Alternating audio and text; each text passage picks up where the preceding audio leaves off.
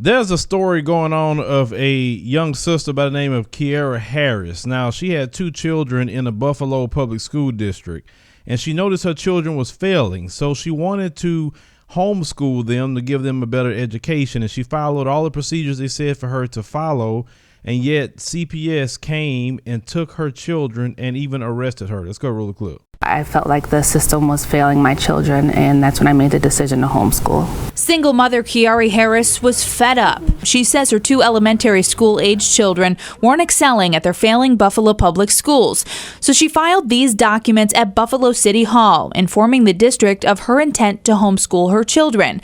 According to the documents she provided to 7 Eyewitness News, they're dated December 7th, 2016, and the district says here it received her paperwork. I spoke directly to the homeschool coordinator, and she told me that from this point on, my children were officially unenrolled from school. But she says a week later, CPS called, wondering why her kids weren't in school. I told them that my children were homeschooled now, and I said that I can furnish the documents if they need to see it. Harris says she went on with her homeschooling, but then, less than a month later, I was confronted by the CPS workers and the Buffalo Police Department, and they said, well, it's too late now to show these papers. The judge has already made the order. We have to take your children. But they never did show me the order. And so since they didn't show me the order, I said, well, I'm not just going to give you my children. And from that point, they arrested me and said that I was obstructing the court order. Harris says she hasn't seen her 2 children in 3 weeks. They've been living in a foster care institution. I'm just a mother whose children have been torn from her arms. The Buffalo Public School District says it cannot comment on this case due to federal laws, but says in order for a parent to file for homeschooling, they must have full custody of the children. Harris says she's a single parent and always has had full custody until her kids were taken away.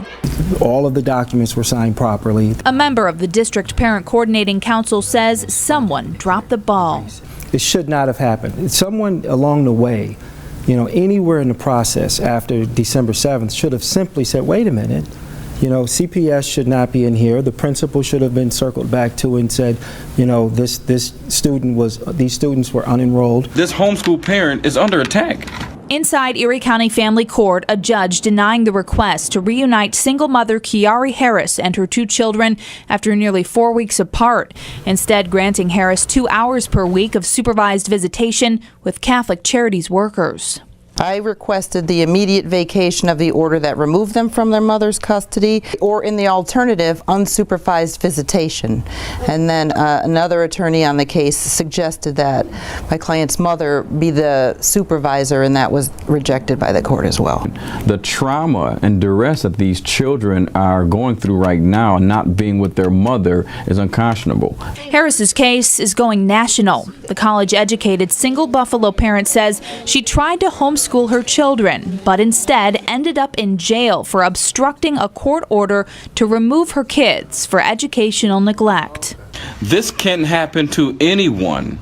Harris's story is being followed by Buffalo Common Council member Ulysses Wingo, who was in court Thursday. He took to Facebook Live with Harris's attorney Vanessa Geit to talk about the case.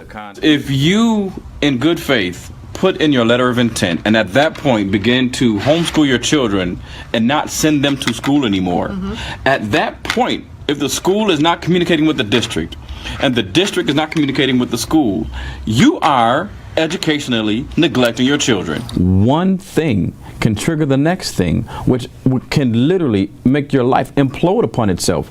County workers in court citing what Harris's lawyer calls baseless allegations from her past as to why she shouldn't have her kids back. Her allegations did not rise to the level that it constituted imminent danger.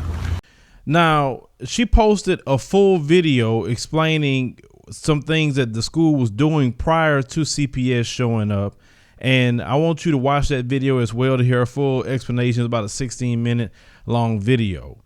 But with this situation with Kiarre Harris, this is completely wrong. Any parent has a right to homeschool their children. And we know in public schools, if you don't live in an area where the income is high, you may not have certain opportunities for your children. Maybe the school that her children was going to, the teacher didn't care enough to make sure that her child was passing. And why is it that CPS is being called behind school? The children wasn't beaten. They wasn't abused. They wasn't starving. They had a place to stay. You're going to rip children out of the home of a parent because of school, especially when the paperwork was done, everything that was right was in order, and yet you still did this anyway. You didn't try to communicate with her other than the first time that you called. You went behind her back with a judge to take her children from the home. You see, what I do not like about things in this country is that the government controls your own children. It is your choice how you want to educate your children. And most states have laws where you can homeschool your children. But some of these cities and counties and schools don't want to lose children, because you need to understand every child that's in school is money. And any child that is not in a school, that's state and federal funds, that school is not going to get. So they probably really against homeschooling parents, which is totally wrong. Now, the only thing that I saw with her situation that I would have did a little different, her letter of intent, because I read the full law. And the law states that you must turn in your letter of intent by July the 1st prior to the school year, or 14 days before you start homeschooling. Now, I would have typed up that letter. I would have put all the statutes in the law, which talks about the letter of intent, talk about the education curriculum, submitting the paperwork to the district, submitting the paperwork to the city council in that city. I would have had all that written down in there.